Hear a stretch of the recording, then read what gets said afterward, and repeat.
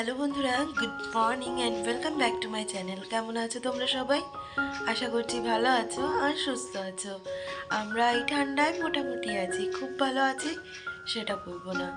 তো আজকে হচ্ছে বৃহস্পতিবার, আর এখন ঘড়িতে বাজে ওই 7:30 নাগাদ। তোমাদেরকে সাথে নিয়ে আজকের ভিডিওটা এখান থেকে শুরু করছি। আই হোপ আজকের ব্লগটা একটু হলেও তোমাদের ভালো লাগবে।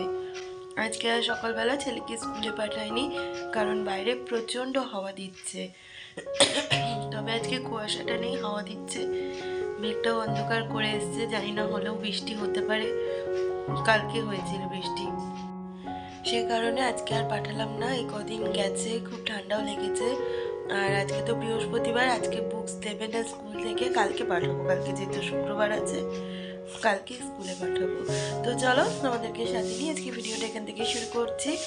এখন চা বসিয়ে দিয়েছি। আমিও আজকে সকালে স্নান করিনি, ভাবলাম একটু বেলা করে চান করবো। এতটা পরিমাণে ঠান্ডা, সেটা আর কি বলবো। তোমরা কোথা থেকে আমার ভিডিও দেখছো, তোমাদের ওইদিকেও কীরকম ঠান্ডা, কমেন্টে অবশ্যই তোমরা জানিও আমাকে।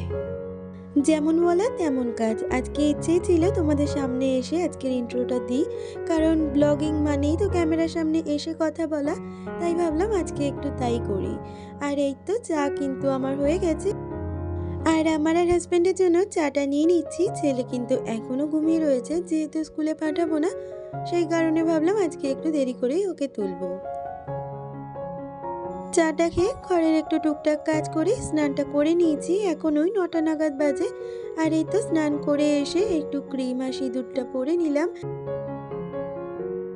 আজকে স্নানের টাইমে কিছু জামা কাপড় কেচে দিয়েছিলাম। আসলে কয়েকদিন ধরে জামা কাপড়গুলো শুধু জমিয়েই গেছি, কাচা আর হয়নি। তাই ভাবলাম অল্প অল্প করে একটু কাচা শুরু করি, তবে কেচেই দেওয়াই আমার সার। একটা জামা কাপড়ও কিন্তু আমার শুকায়নি। একটু বেলা থেকে আবারও ঝিরিঝিরি বৃষ্টি শুরু হয়ে গেছিল, সেই কারণে জামাকাপড়গুলো তুলে আবার করে ঘরে মেলে দিয়েছিলাম। আর জামাকাপড়গুলো মেলতে এসে আমার ফুল গাছগুলোর সাথে দেখা হলো, আর দেখে না মনটা ভীষণ ভালো হয়ে গেল।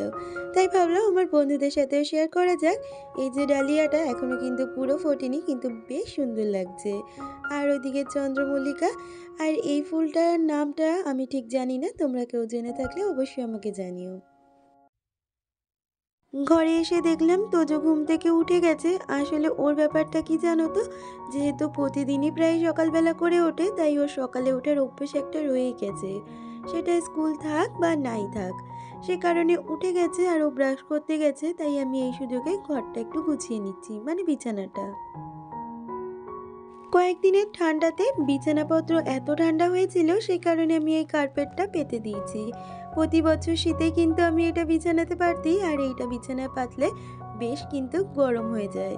আর চাদরে দেখবে কীরকম একটা ঠান্ডা ঠান্ডা লাগে, সেই কারণেই এটা পেতে দিয়েছি। আর এই তো এখন বিছানাটাও সুন্দরভাবে গুছিয়ে নিচ্ছি। আজকে ক্যামেরার সামনে এসে কথা বলে আমার কিন্তু বেশ ভালো লাগলো। তোমাদের কেমন লাগলো অবশ্যই তোমরা আমাকে জানিও। আর তোমরা কি চাও যে আমি এরকম ক্যামেরার সামনে এসেই কথা বলে ভিডিওগুলো করি, সেটাও তোমরা জানাতে পারো আমাকে। আর এই তো বাজার থেকে আজকে আনা হয়েছে মোচা, আর এই মোচাটা কেটে বেছে দেবে আমার হাজব্যান্ড। আর সেই সুযোগে আমি এখন টিফিনটা বানিয়ে নিচ্ছি। আজকে ব্রেকফাস্টে করেছিলাম জ্যাম আর ব্রেড। যেহেতু ছেলে খাবে, ও বলল আমাকে জ্যাম ব্রেড দিয়ে দাও। তো হাজব্যান্ড বলল ওকে যখন দেবে আমাকেও জ্যাম ব্রেড দিয়ে দাও।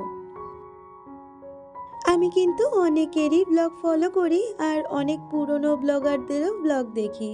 তো তারা দেখেছি সবসময় ক্যামেরার সামনে এসে কথা বলে, কিছুটা ভয়েস ওভার দেয়। আর সেইভাবে ব্লগটা দেখলে আমার মনে হয় যে আমরা তাদের কাছে চলে গেছি, আর তাদের সামনে থেকেই তাদের ব্লগগুলো দেখছি, তাদের সাথে আমরাও জুড়ে গেছি। তাই কোথাও গিয়ে মনে হলো আমি যদি এরকমভাবে ভিডিও বানাই তাহলে কেমন লাগবে। তোমাদের ভালোবাসাতেই তো একটুখানি এগোতে পেরেছি, আর তোমরা যেটা বলবে আমি কিন্তু সেটাই করব।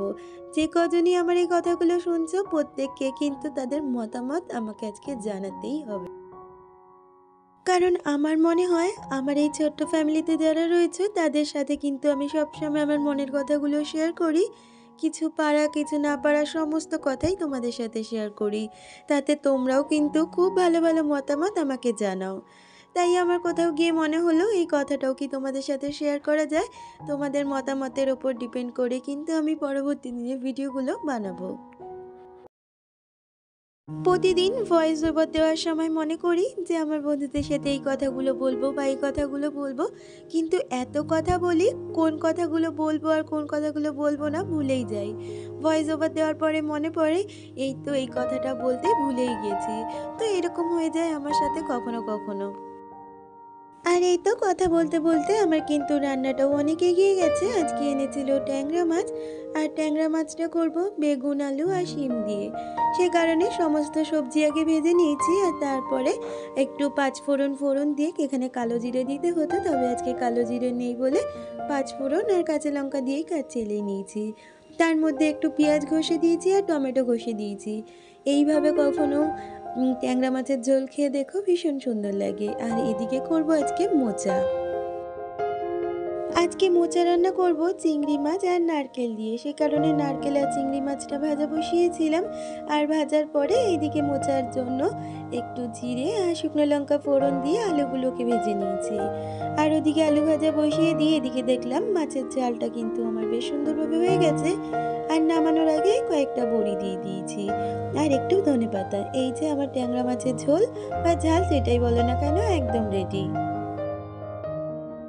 আর এদিকে মোচার আলুগুলোও কিন্তু বেশ ভালো করে ভাজা হয়ে গেছে। আর এখন আদা জিরে বাটা দিয়ে মশলাটা ভালো করে কষিয়ে নেব। আর মোচাটা করতে করতে এদিকে ভাতটাও বসিয়ে দিলাম। আজকে মোচা রান্নাটা কিন্তু দুর্দান্ত হয়েছিল, তবে দুঃখের বিষয় মোচাটা না তেতো ছিল। জানি না কেন এরকম হলো, তবে খেতেও বেশ ভালো লাগছিল। ওই তেতোটার জন্য একটু মুখে বাজছিল। এখনো পর্যন্ত যারা আমার সাথে রয়েছো, আমার ভিডিওটা দেখছো, আজকের ভিডিওটা তোমাদের যদি কিছু ভালো লেগে থাকে প্লিজ একটা লাইক কমেন্ট করে দিয়েছো। আর আমার চ্যানেলে নতুন বন্ধু হয়ে থাকলে চ্যানেলটা সাবস্ক্রাইব করে আমার পাশে থাকতে পারো। তোমাদের ভালোবাসা আর সাপোর্ট আমাকে কিন্তু পরবর্তী দিনে আরও এগিয়ে যেতে সাহায্য করবে, সে কারণে তোমাদের ভালোবাসার কিন্তু বিশেষ প্রয়োজন।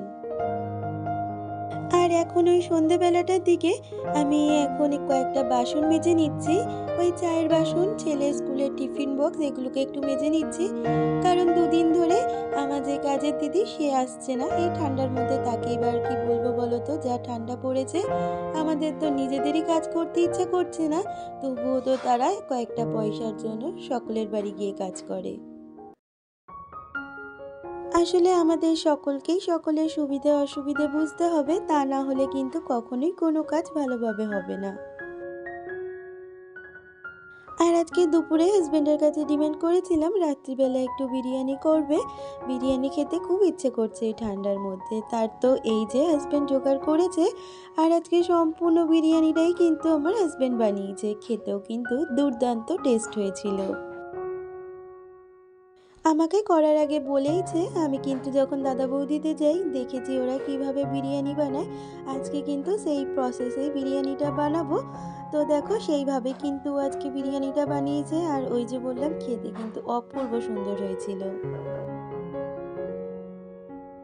পুরো ভিডিওটা স্টেপ বাই স্টেপ দেখাতে পারিনি, কারণ ছেলেকে কিছুটা সময় দেখতে হচ্ছিল, আবারও মাঝে মধ্যে এসে আমি ভিডিও করে যাচ্ছিলাম।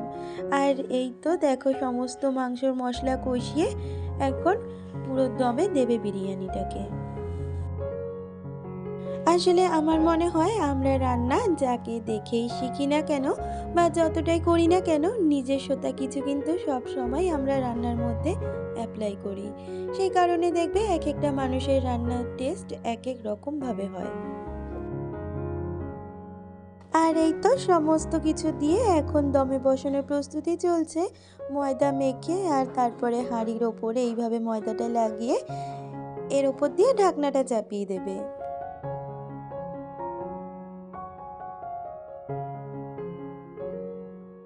তবে একটা নতুন প্রসেস দেখলাম, বিরিয়ানিটা করার সময় কিন্তু ঘি দেয়নি, দম থেকে নামানোর পরে ঘি দিয়ে আবার কিছুটা দমে দিয়েছিল। এটা আমি কোনো একটা ভিডিওতেও দেখেছিলাম। আর এই তো বিরিয়ানি একদম রেডি। এখন গরম গরম বিরিয়ানি সার্ভ করার পালা। তবে আজকে ওই বেড়ে দিচ্ছিল আর আমি শুধু ভিডিও করছিলাম। সামনেই একটা বিশেষ দিন আসছে আমাদের, কিন্তু সেই দিন কোনো সেলিব্রেশন করতে পারবো না। তবে আজকে বলতে পারো সেই উপলক্ষে কিছুটা খাওয়া দাওয়া হলো। তাহলে বন্ধুরা, বিরিয়ানি খেতে খেতে ব্লগটা শেষ করছি। দেখা হচ্ছে পরবর্তী ব্লগে।